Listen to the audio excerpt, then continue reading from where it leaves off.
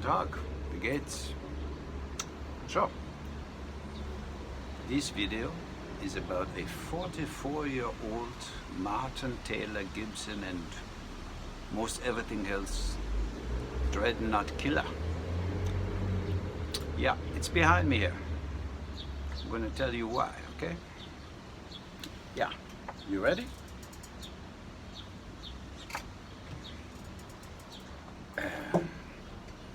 Here it is. I bought this brand new in Regina, Saskatchewan when I was 17 years old. I saved my money for it. It was, I think, $800. Back in 1976, that was a lot of money. And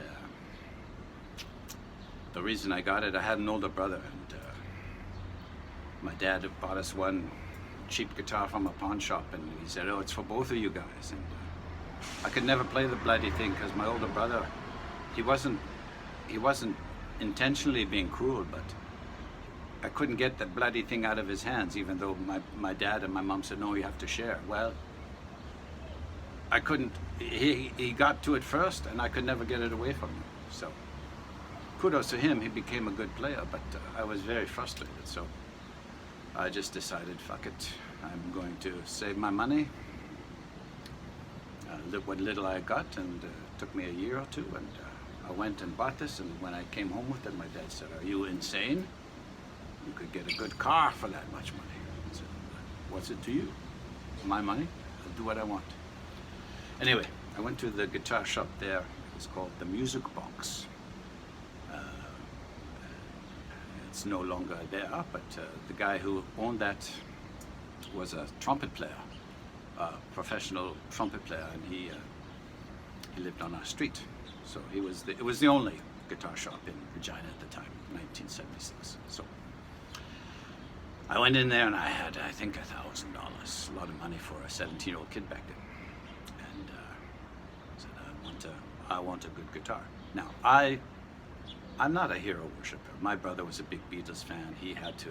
We had a band, and we went before to pick out basses, and my dad was going to buy us a bass, and they had a precision bass, and this is the bass to get. I had was the one with the big fingers, and my brother, no, Beatles fan.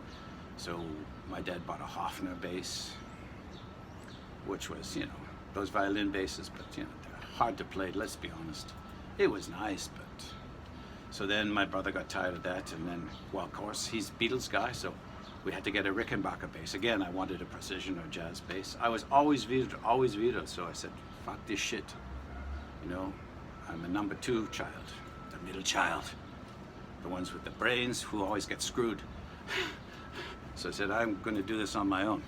So I taught myself how to play, but I honestly, not blaming my parents or my brother, but I kind of am. I lost 4 years of playing because I could never fucking play the guitar that was supposed to be shared. So, advice to people: don't share instruments. It's bullshit. Okay? Get a good one for your kids. If you have 2 kids, get 2. And if one of them doesn't play, you can always sell a good guitar, so you don't lose much money, if any. So anyway.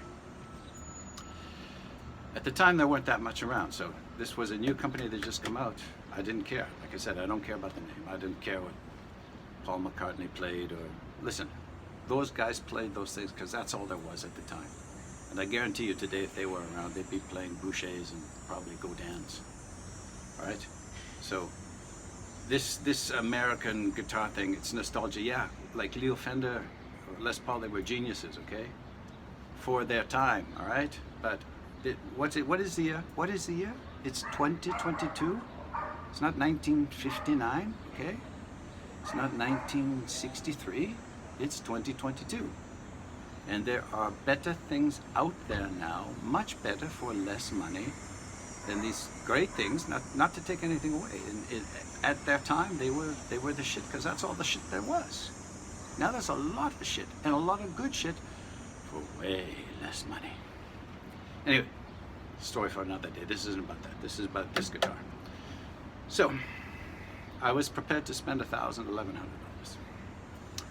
They had this guitar was $800. They had another guitar, I think a Guild was $900, and they had a Martin that was $1,000. So I played all three. And I don't like being influenced by other people. I mean, I couldn't play that well at 17. I could strum chords. I could go like.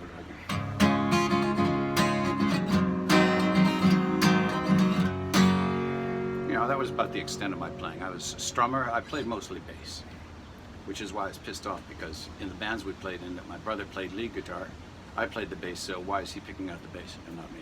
Anyway, sibling rivalries, eh? So. Yeah, if my brother's watching this, I love you, Mark, but you know, it just, that's how I felt at the time. Okay, so I just took my time playing what I could, you know, like, you know, did that on the Martin, did it on the Guild, did it on this thing which was called a Norman. I thought, oh, that's interesting, someone's first name on a guitar. Well, anyway, after about half an hour, because like it's a lot of money back then, I went by myself. I said, no, I like this one the best, and the salesmen were a little surprised, but you don't want the Guild? You don't want the Martin? I said, no. And actually, this one had nicer machine heads than both of those. It had Shaler at the time. I've changed them since then, but I'll get into that. I walked out with this and don't regret it. Now, I found out much later in life, this is the 13th Studio 55 model that the Norman Guitar Company made. And the Studio 55 was their top of the line model.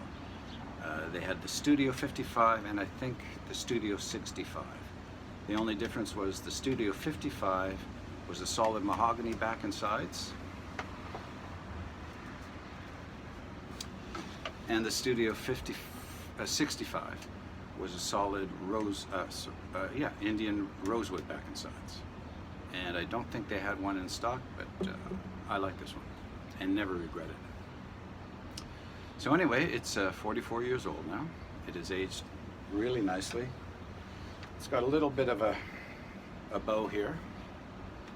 I mean, sunken in a bit at the bridge, and it had originally a bolt-on neck. Now this is the guitar I played. And there were times in my life I was doing different things. I was doing acting, I was working 3 jobs, and so I played off and on most of my life, but there was a good 15-year period, I would say, from when I was maybe 22 to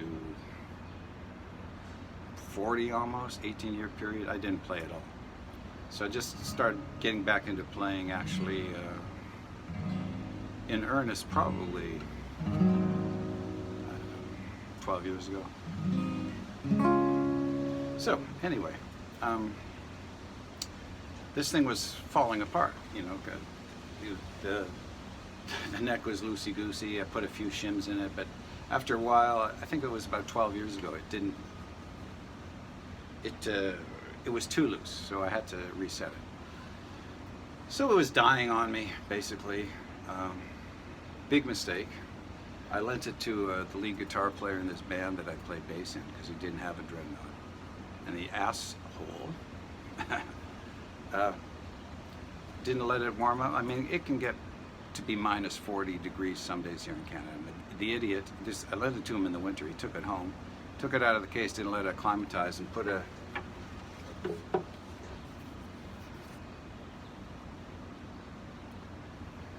an 18-inch crack right along the back where the back joints. I was pissed. I fixed it. So my advice, don't lend your guitars unless I have one person I will lend a guitar to because he's a great player. He treats them good. I have one person out of all the musicians I know, out of all of them, I have one person I will lend a guitar to. So that covers that. Anyway, I decided to get it refretted because the frets were down to nothing. So I had it refretted from a guy in Stratford. And once I set the neck, I go, hey, this is a nice guitar again. 44 years, well, when I did this, it was 36 years old, 38 years old. It had a nitrocellulose kind of thick finish on it. It had cracked a bit, so I scraped it all down and basically made it a satin finish. I scraped it all off and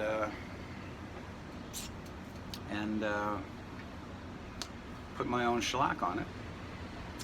And the tuners, after 30 some years, were getting a little play in them, so I put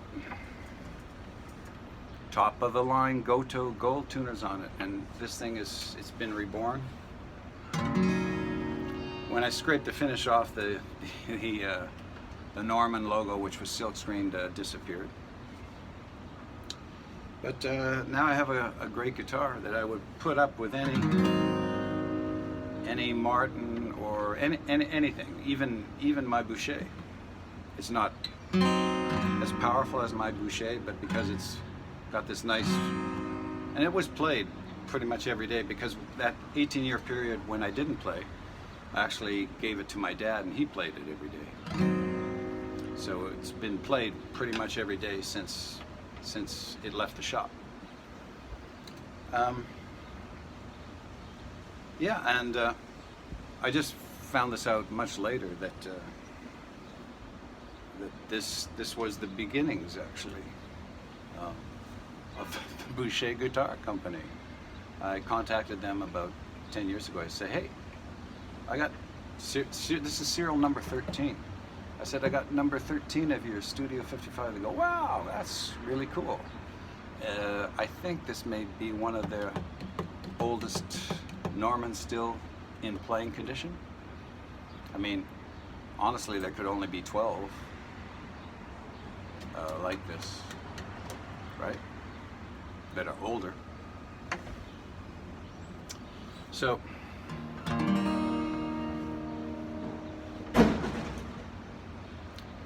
the reason I call this a Martin Taylor Gibson killer, guild killer, is because even back then, and they don't consider this a good guitar by today's standards, but man, it's sweet. It does have some sentimental value. It's the guitar I learned how to play with. It's a guitar I grew up with. My dad passed away a few years ago. It's the guitar he played for a large part of his life, and he really liked it. He was actually quite upset when I asked for it back, I think when I was 40 or something. My mom's going, please, please, please don't take the guitar. He loves it. He plays it every day. I said, Mom, you guys have enough money. You can buy your own. So actually what my mom and I did, they came to visit me. They live in Saskatchewan. I live in Ontario. They came to visit me one year, and me and my mom slyly took my dad to a guitar shop, and he was playing some guitars, and unbeknownst to him, we put on layaway the guitar he liked, and I had it shipped to him for Christmas. So he got his guitar that he liked, I got my guitar back. But the reason I say that is because, and don't get me wrong, I have nothing against Martins, Taylors, Gibsons. What pisses me off is this blind thing that because you have a name silk screened here, it means something more than it does. It doesn't, okay? I say on another video, you know, all the Addy tops on those guitars that you think are so American, the tops are Canadian, were picked out by Robin Boucher of Boucher Guitars. That's a fact. You can check it out. He at his peak, he was selling 15,000 to 30,000 tops to American builders, because what country has that kind of market for 15,000 to 30,000 tops a year? The United States of America. So you may be going, shut up, Randall. You don't know what the hell you're talking about. I've got a custom shop Bourgeois, I've got a custom shop Collings, I've got a custom shop Taylor. It's got an Adirondack American top. Yeah, the America that's north of the United States. That's where your top came from, and picked out by Robin Boucher. So that's a fact. Anyway, the main thing I have against those big 3 or 4 American companies is this: they're ripping you off. The guitar that they sell for $3,000 to $4,000 is a guitar that Godin can make for $800, or Yamaha can make for $700, or Cort can make for $600. So, yeah, okay, great. You know, your $3,000, $4,000 Martin is on par, honestly, with other guitar makers in the world. It's on par with a $700 guitar. So, if you're proud of the fact that you got screwed out of $2,300, like, good on you. But with that $2,300, you could buy a nice amp, a nice mic, another nice guitar. You know, look, if you buy a $7,000 Bourgeois or Collings or custom shop Martin Gibson, it better be fucking good, okay? But what I'm saying is that, especially here in Canada, you can get a Godin, a Seagull artist, a Norman,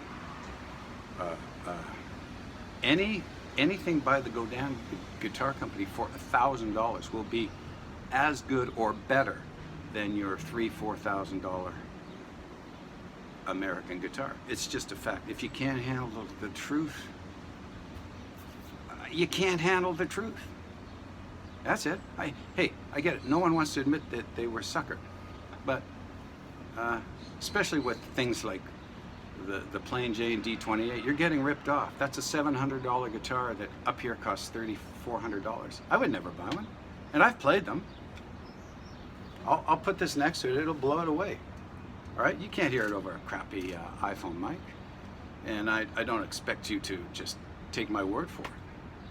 But anyone who's played this guitar loves it, and you know, you can't hear it.